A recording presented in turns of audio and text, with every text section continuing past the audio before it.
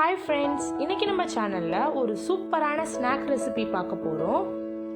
இந்த ரெசிபிக்கு தேவையான இன்கிரிடியன்ட்ஸ் நான் கொடுத்திருக்கேன்.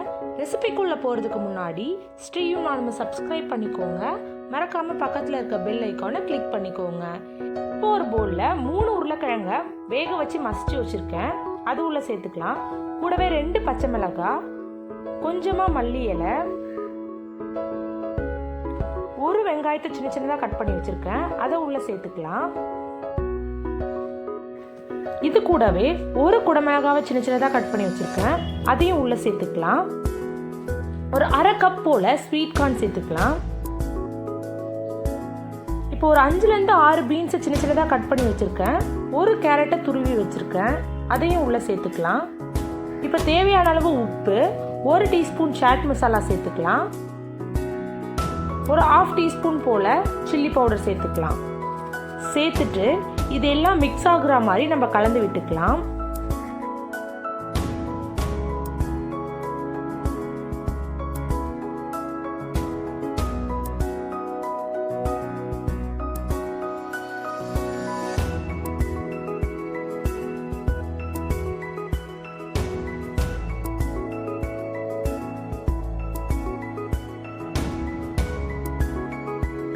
இப்போ எல்லாமே மிக்ஸ் ஆகுற மாதிரி நம்ம கலந்தாச்சு.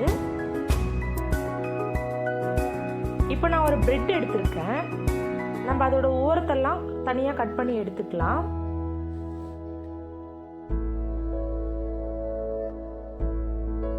இந்த மாதிரி இருக்கணும். இப்போ ஷார்ப்பாக இருக்க ஒரு கிளாஸை வச்சு நம்ம ப்ரெஸ் பண்ணும்போது அது அழகாக நமக்கு அந்த ரவுண்ட் ஷேப்பில் வந்துடும். பாருங்க, இந்த மாதிரி நமக்கு ரவுண்ட் ஷேப் இருக்கும். நம்ம ஃபர்ஸ்டே ரெடி பண்ணி வச்சிருந்த அந்த மசாலாவை ஒரு பால் மாதிரி பண்ணிக்கலாம். இப்போ ஒரு கட்லட் ஷேப் பண்ணிக்கலாம். இப்போ நம்ம அந்த ரவுண்ட் ஷேப் பிரெட் மேல இதை வச்சு நல்லா பிரஸ் பண்ணணும். ஓரத்தெல்லாம் நல்லா பிரஸ் பண்ணி விட்டுக்கலாம்.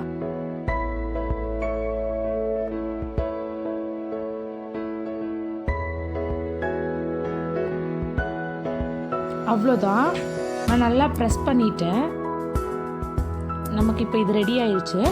இப்போது நான் ஒரு 2 டேபிள் ஸ்பூன் போல் கார்ன்ஃப்ளவரை 1 டேபிள் ஸ்பூன் தண்ணியில் மிக்ஸ் பண்ணி பேஸ்ட் மாதிரி வச்சுருக்கேன். இப்போ நம்ம அது மேலே அப்ளை பண்ணிக்கலாம்.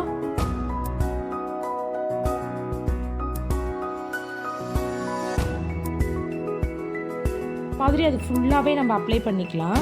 அப்ளை பண்ணி முடித்ததும் நான் இது மேலே கொஞ்சம் வெள்ளை எள்ளு சேர்த்துக்கிறேன்.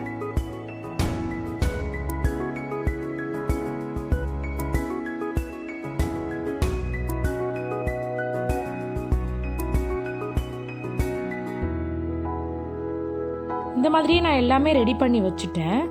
இப்போ நான் ஒரு பேனில் இது ஃப்ரை பண்ணுறதுக்கு தேவையான ஆயிலை சேர்த்து ஃப்ரை பண்ணி எடுத்துக்க போகிறேன்.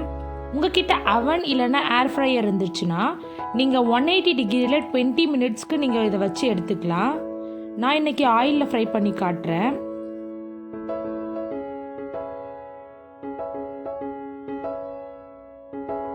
இப்போ நம்ம இதை ஆயிலில் போட்டு ஃப்ரை பண்ணி எடுத்துக்கலாம். ரொம்ப கேர்ஃபுல்லாக ஃப்ரை பண்ணணும். அடுப்பை மீடியம் ஃப்ளேமில் வச்சுக்கோங்க.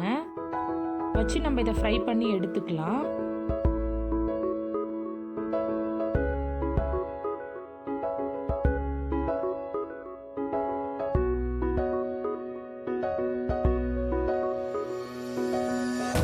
கொஞ்ச நேரத்துக்கு அப்புறமா நம்ம இதை திருப்பி போட்டுக்கலாம். ரொம்ப பொறுமையாக திருப்பி போடுங்க.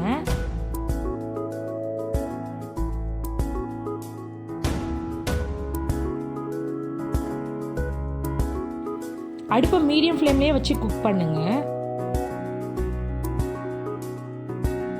அவ்வளோதான், ரொம்ப டேஸ்டான வெஜ் கோல்ட் காயின் ரெடி ஆயிடுச்சு. இந்த ரெசிபி உங்கள் எல்லாருக்கும் பிடிச்சிருக்கோன்னு நம்புகிறேன். இந்த ரெசிபியை ட்ரை பண்ணி பார்த்துட்டு எப்படி இருந்துச்சுன்னு கமெண்ட் செக்ஷனில் சொல்லுங்கள். மறக்காமல் நம்ம சேனலை சப்ஸ்கிரைப் பண்ணிக்கோங்க. தேங்க்ஸ் ஃபார் வாட்சிங்.